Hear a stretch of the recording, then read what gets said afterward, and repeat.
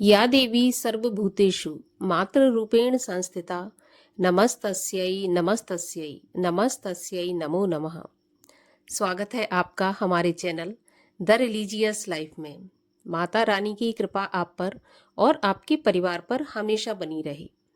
आज के इस वीडियो में आप सुनेंगे दुर्गा सप्तशती का 8वां, 9वां और 10वां अध्याय।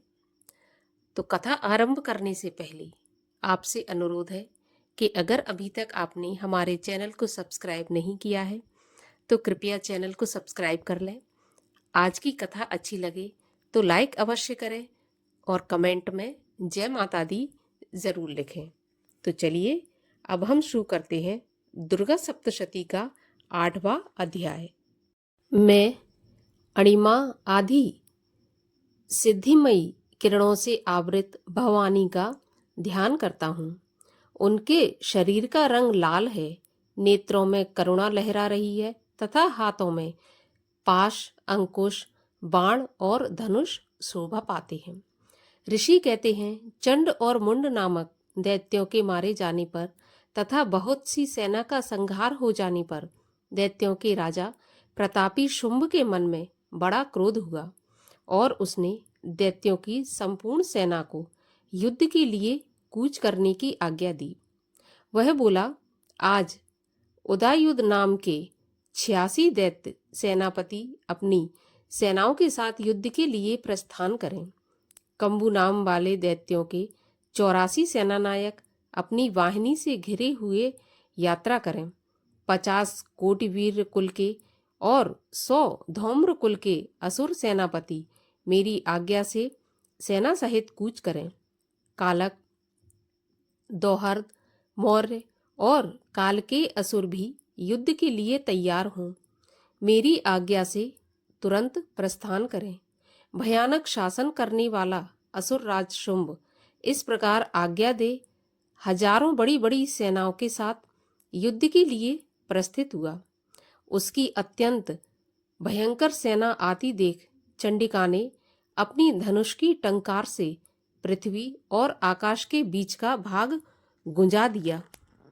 उसके बाद देवी के सिंह ने भी बड़े जोर जोर से दहाड़ना आरंभ किया। फिर अंबिका ने घंटे के शब्द से उस ध्वनि को और भी बढ़ा दिया। धनुष की टंकार, सिंह की दहाड़ और घंटे की ध्वनि से संपूर्ण दिशाएं गूंज उठीं। उस भयंकर शब्द से काली ने अपने विकराल मुख को और भी बढ़ा लिया तथा इस प्रकार से विजय हुई। उस तुमुल नाद को सुनकर दैत्यों की सेनाओं ने चारों ओर से आकर चंडिका देवी, सिंह तथा काली देवी को क्रोधपूर्वक घिर लिया। इसी बीच में असुरों के विनाश तथा देवताओं के अभ्युदय के लिए ब्रह्मा, शिव, कार्तिकेय, विष्णु तथा इंद्र आदि देवों की शक्तियां जो अत्यंत पराक्रम और बल से संपन्न थीं, उनके शरीर से निकलकर उन्हीं के रूप में चंडिका देवी के पास गईं। जिस देवता का जैसा रूप, जैसी वेशभूषा और जैसा वाहन है, ठीक वैसे ही साधनों से संपन्न हो, उसकी शक्ति असुरों से युद्ध करने के लिए आई। सबसे पहले हंस युक्त विमान पर बैठी हुई अक्ष सूत्र और कमंडलू से सुशोभित ब्रह्मा जी की शक्ति उपस्थित हुई, जिसे ब्रह्माणी कहते हैं। महादेव जी की शक्ति वृषभ पर आरूढ़ हो, हाथों में श्रेष्ठ त्रिशूल धारण किए, महानाग का कंगन पहने, मस्तक में चंद्र रेखा से विभूषित हो वहां आ पहुंची। कार्तिकेय जी की शक्ति रूपा जगदम्बिका उन्हीं का रूप धारण किए श्रेष्ठ मयूर पर आरूढ़ हो, हाथ में शक्ति लिए दैत्यों से युद्ध करने के लिए आईं। इसी प्रकार भगवान विष्णु की शक्ति गरुड़ पर विराजमान हो, शंख, चक्र, गदा, शांग, धनुष तथा खड्ग हाथ में लिए वहां आईं। अनुपम यज्ञ वराह का रूप धारण करने वाले श्री हरि की जो शक्ति है, वह भी वराह शरीर धारण करके वहां उपस्थित हुई। नारसिंगी शक्ति भी नरसिंह के समान शरीर धारण करके वहां आई। उसकी गर्दन के बालों के झटके से आकाश के तारे बिखरे पड़े थे। इसी प्रकार इंद्र की शक्ति वज्र हाथ में लिए गजराज ऐरावत पर बैठकर आईं। उसके भी सहस्त्र नेत्र थे। इंद्र का जैसा रूप है वैसा ही उसका भी था।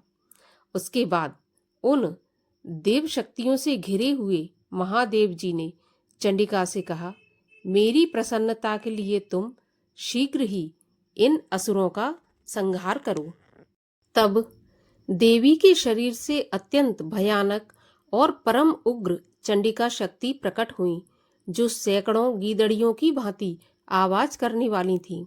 उस अपराजिता देवी ने धूमिल जटा वाले महादेव जी से कहा, भगवान, आप शुंभ निशुंभ के पास दूत बनकर जाइए और उन अत्यंत घमंडी दानव शुंभ एवं निशुंभ दोनों से कहिए, साथ ही उनके अतिरिक्त भी जो दानव युद्ध के लिए वहां उपस्थित हों, उनको भी यह संदेश दीजिए, दैत्यों, यदि तुम जीवित रहना चाहते हो तो पाताल को लौट जाओ। इंद्र को त्रिलोकी का राज्य मिल जाए और देवता यज्ञ भाग का उपभोग करें। यदि बल के घमंड में आकर तुम युद्ध की अभिलाषा रखते हो तो आओ, मेरी योगिनियां तुम्हारे कच्चे मांस से तृप्त होंगी। चूंकि उस देवी ने भगवान शिव को दूत के कार्य में नियुक्त किया था, इसलिए वह शिवदूती के नाम से संसार में विख्यात हुई। वे महादैत्य भी भगवान शिव के मुंह से देवी के वचन सुनकर क्रोध में भर गए और जहां कात्यायनी विराजमान थी उसकी ओर बढ़े।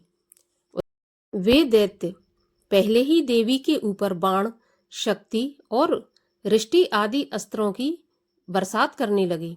तब देवी ने भी खेल खेल में ही धनुष की टंकार की और उससे छोड़े हुए बड़े बड़े बाणों द्वारा दैत्यों के चलाए हुए बाण, शूल, शक्ति और फरसों को काट डाला। फिर काली उनके आगे होकर शत्रुओं को शूल के प्रहार से विदीर्ण करने लगी और खड्वांग से उनका कचूमर निकालती हुई रणभूमि में विचरने लगी। ब्रह्माणी भी जिस जिस की ओर दौड़ती उसी उसी ओर अपने कमंडल का जल छिड़ककर शत्रुओं के ओज और पराक्रम को नष्ट कर देती थी। महेश्वरी ने त्रिशूल से तथा वैष्णवी ने चक्र और अत्यंत क्रोध में भरी हुई कुमार कार्तिकेय की शक्ति से दैत्यों का संहार आरंभ किया। इंद्र शक्ति के वज्र प्रहार से विदीर्ण हो सैकड़ों दैत्य दानव रक्त की धारा बहाते हुए पृथ्वी पर सो गए। वराही शक्ति ने कितनों को अपनी थुथुन की मार से नष्ट किया। दाढ़ों के अग्रभाग से कितनों की छाती छेद डाली तथा कितने ही दैत्य उसके चक्र की चोट से विदीर्ण होकर गिर पड़े। नरसिंगी भी दूसरे दूसरे दैत्यों को अपने नखों से विदीर्ण करके खाती और सिंहनाद से दिशाओं एवं आकाश को गुंजाती हुई युद्ध क्षेत्र में विचरने लगी। कितने ही असुर शिवदूती के प्रचंड अट्टहास से अत्यंत भयभीत हो पृथ्वी पर गिर पड़े और गिरने पर उन्हें शिवदूती ने उस समय अपना ग्रास बना लिया। इस प्रकार क्रोध में भरे हुए मातृगणों को नाना प्रकार के उपायों से बड़े बड़े असुरों का मर्दन करते देख दैत्य सैनिक भाग खड़े हुए। मातृगणों से पीड़ित दैत्यों को युद्ध से भागते देख रक्तबीज नामक महादैत्य क्रोध में भरकर युद्ध करने के लिए आया। उसके शरीर से जब रक्त की बूंद पृथ्वी पर गिरती तब उसी के समान शक्तिशाली एक दूसरा महादैत्य पृथ्वी पर पैदा हो जाता। महासुर रक्तबीज हाथ में गदा लेकर इंद्र शक्ति के साथ युद्ध करने लगा। तब इंद्री ने अपने वज्र से रक्तबीज को मारा। वज्र से घायल होने पर उसके शरीर से बहुत सा रक्त चूने लगा और उससे उसी के समान रूप तथा पराक्रम वाले योद्धा उत्पन्न होने लगे। उसके शरीर से रक्त की जितनी बूंदें गिरी उतने ही पुरुष उत्पन्न हो गए। वे सब रक्तबीज के समान ही वीरवान, बलवान तथा पराक्रमी थे। वे रक्त से उत्पन्न होने वाले पुरुष भी अत्यंत भयंकर अस्त्र शस्त्रों का प्रहार करते हुए वहां मातृगणों के साथ घोर युद्ध करने लगे। पुनः वज्र के प्रहार से जब उसका मस्तक घायल हुआ तब रक्त बहने लगा और उससे हजारों पुरुष उत्पन्न हो गए। वैष्णवी ने युद्ध में रक्त बीज का चक्र का प्रहार तथा ऐन्द्री ने उस दैत्य सेनापति को गदा से चोट पहुंचाई। वैष्णवी के चक्र से घायल होने पर उसके शरीर से जो रक्त बहा और उससे जो उसी के बराबर आकार वाले हजारों महादैत्य प्रकट हुए, उनके द्वारा संपूर्ण जगत व्याप्त हो गया। कौमारी ने शक्ति से, वराही ने खड्ग से और महेश्वरी ने त्रिशूल से महादैत्य रक्त बीज को घायल किया। क्रोध में भरे हुए उस महादैत्य रक्त बीज भी गदा से अपनी मात्र शक्तियों पर पृथक पृथक प्रहार करने लगा।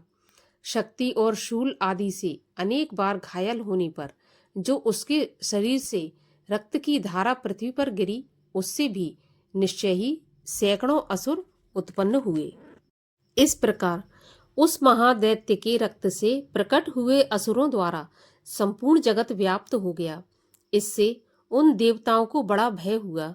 देवताओं को उदास देखकर चंडिका ने काली से शीघ्रता पूर्वक कहा, चामुंडे, तुम अपना मुख और भी फैलाओ तथा मेरे शस्त्रपात से गिरने वाले रक्त बिंदुओं और उससे उत्पन्न होने वाले महादैत्यों को तुम अपने इस उतावले मुख से खा जाओ। इस प्रकार रक्त से उत्पन्न होने वाले महादैत्यों का भक्षण करती हुई तुम रण में विचरती रहो। ऐसा करने से उस दैत्य का सारा रक्त क्षीण हो जाने पर वह स्वयं भी नष्ट हो जाएगा। उन भयंकर दैत्यों को जब तुम खा जाओगी, तब दूसरे नए दैत्य उत्पन्न नहीं हो सकेंगे। काली से ऐसा कहकर चंडिका देवी ने शूल से रक्त बीज को मारा और काली ने अपने मुख में उसका रक्त ले लिया। तब उसने वहां चंडिका पर गदा से प्रहार किया, किंतु उस गदापात ने देवी को तनिक भी वेदना नहीं पहुंचाई। रक्त बीज के घायल शरीर से बहुत सा रक्त गिरने लगा, किंतु ज्यों ही वह गिरा त्यों ही चामुंडा ने अपने मुख में ले लिया। रक्त गिरने से काली के मुख में जो महादैत्य उत्पन्न हुए, उन्हें भी वह चट कर गईं और उसने रक्त बीज का रक्त भी पी लिया। उसके बाद देवी ने रक्त बीज को, जिसका रक्त चामुंडा ने पी लिया था, वज्र, बाण, खड्ग तथा रिष्टि आदि से मार डाला। इस प्रकार शस्त्रों के समुदाय से आहत एवं रक्तहीन हुआ महादैत्य रक्त बीज पृथ्वी पर गिर पड़ा। इससे देवताओं को बहुत ज्यादा हर्ष की प्राप्ति हुई और मात्रगण उन असुरों के रक्तपान के मद से उद्यत्सा होकर नाचने लगे। इस प्रकार श्री मार्कंडे पुराण में सावर्णिक मनवंतर की कथा के अंतर्गत देवी महात्म्य रक्त बीज वध नामक अध्याय पूरा हुआ। श्री दुर्गा सप्तशती का 9वां अध्याय। मैं अर्धनारीश्वर के श्री विग्रह की निरंतर शरण लेता हूँ। उसका वर्ण बंदूक पुष्प और स्वर्ण के समान रक्त पीत मिश्रित है। वह अपनी भुजाओं से सुंदर अक्षमाला, पाश, अंकुश और वरद मुद्रा धारण करता है। अर्धचंद्र उसका आभूषण है तथा वह 3 नेत्रों से सुशोभित है। राजा ने कहा, भगवान, आपने रक्त बीज के वध से संबंधित रखने वाला देवी चरित्र का यह अद्भुत महात्म मुझे बतलाया। अब रक्त बीज के मारे जाने पर अत्यंत क्रोध में भरे हुए शुंभ और निशुंभ ने जो कर्म किया, उसे मैं सुनना चाहता हूँ। ऋषि कहते हैं, राजन, युद्ध में रक्त बीज तथा अन्य दैत्यों के मारे जाने पर शुंभ और निशुंभ के क्रोध की सीमा नहीं रही। अपनी विशाल सेना इस प्रकार मारी जाती देख निशुंभ अमर्ष में भरकर देवी की ओर दौड़ा। उसके साथ असुरों की प्रधान सेना थी। उसके आगे पीछे तथा पार्श्व भाग में बड़े बड़े असुर थे, जो क्रोध से होंठ चबाते हुए देवी को मार डालने के लिए आए। महापराक्रमी शुंभ भी अपनी सेना के साथ मात्रगणों से युद्ध करके क्रोधवश चंडिका को मारने के लिए आ पहुंचा। तब देवी ने शुंभ और निशुंभ के साथ घोर युद्ध किया। वे दोनों दैत्य मेघों की भांति बाणों की भयंकर वर्षा कर रहे थे। उन दोनों के चलाए हुए बाणों को चंडिका ने अपने बाणों के समूह से तुरंत काट डाला और सहस्त्र समूहों की वर्षा करके उन दोनों दैत्यपतियों के अंगों को भी चोट पहुंचाई। निशुंभ ने तीखी तलवार और चमकती हुई ढाल लेकर देवी के श्रेष्ठ वाहन सिंह के मस्तक पर प्रहार किया। अपने वाहन को चोट पहुंचने पर देवी ने क्षुरप्र नामक बाण से निशुंभ की श्रेष्ठ तलवार तुरंत ही काट डाली और उसकी ढाल को भी, जिसमें 8 चांद जड़े थे, खंड खंड कर दिया। ढाल और तलवार के कट जाने पर उस असुर ने शक्ति चलाई, किंतु सामने आने पर देवी ने चक्र से उसके भी 2 टुकड़े कर दिए। अब तो शुंभ और निशुंभ क्रोध से जल उठे और उस दानव ने देवी को मारने के लिए शूल उठाया, किंतु देवी ने पास आने पर उसे भी मुक्के से मारकर चूर्ण कर दिया। तब उसने गदा घुमाकर चंडी के ऊपर चलाई, परंतु वह भी देवी के त्रिशूल से कटकर भस्म हो गई।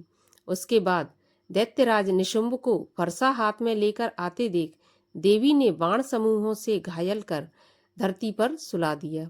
उस भयंकर पराक्रमी भाई निशुंभ के धराशायी हो जाने पर शुंभ को बड़ा क्रोध हुआ और अंबिका का वध करने के लिए वह आगे बढ़ा। रथ पर बैठे बैठे ही उत्तम आयुधों से सुशोभित अपनी बड़ी बड़ी 8 अनुपम भुजाओं से समूचे आकाश को ढककर वह अद्भुत शोभा पाने लगा। उसे आते देख देवी ने शंख बजाया और धनुष की प्रत्यंचा का भी अत्यंत दुस्सह शब्द किया। साथ ही अपने घंटे के शब्द से, जो समस्त दैत्य सैनिकों का तेज नष्ट करने वाला था, संपूर्ण दिशाओं को व्याप्त कर दिया। उसके बाद सिंह ने भी अपनी दहाड़ से, जिसे सुनकर बड़े बड़े गजराजों का महान मद चूर हो जाता था, आकाश, पृथ्वी और 10 दिशाओं को गुंजा दिया। फिर काली ने आकाश में उछलकर अपने दोनों हाथों से पृथ्वी पर आघात किया। उससे ऐसा भयंकर शब्द हुआ जिससे पहले के सभी शब्द शांत हो गए। बाद में शिवदूती ने दैत्यों के लिए अमंगलजनक अट्टहास किया। इन शब्दों को सुनकर समस्त असुर थर्रा उठे, किंतु शुंभ को बड़ा क्रोध आया। उस समय देवी ने जब शुंभ को लक्ष्य करके कहा, ओ दुरात्मा, खड़ा रह। तेरी आकाश में खड़े हुए देवता बोल उठे, जय हो, जय हो। शुंभ ने वहां आकर ज्वालाओं से युक्त अत्यंत भयानक शक्ति चलाई। अग्नि में पर्वत के समान आती हुई उस शक्ति को देवी ने बड़े भारी लूके से दूर हटा दिया। उस समय शुंभ के सिंहनाद से तीनों लोग गूंज उठे। राजन, उसकी प्रतिध्वनि से वज्रपात के समान भयानक शब्द हुआ, जिसने अन्य सब शब्दों को जीत लिया। शुंभ के चलाए हुए बाणों के देवी ने और देवी के चलाए हुए बाणों के शुंभ ने अपने भयंकर बाणों द्वारा सैकड़ों और हजारों टुकड़े कर दिए। तब क्रोध में भरी हुई चंडिका ने शुंभ को शूल से मारा। उसके आघात से मूर्छित हो वह पृथ्वी पर गिर पड़ा। इतनी में ही शुंभ को होश आया और उसने धनुष हाथ में लेकर बाणों द्वारा देवी काली तथा सिंह को घायल कर दिया। फिर उस दैत्यराज ने 10,000 बाहें बनाकर चक्रों के प्रहार से चंडिका को आच्छादित कर दिया।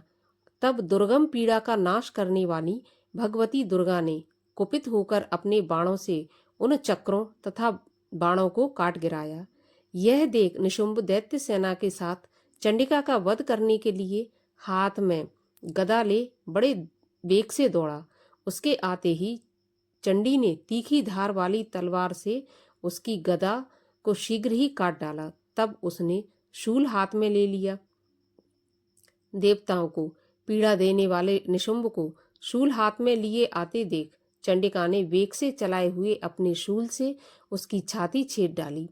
शूल से विदीर्ण हो जाने पर उसकी छाती से एक दूसरा महाबली एवं महापराक्रमी पुरुष खड़ी रह कहता हुआ निकला।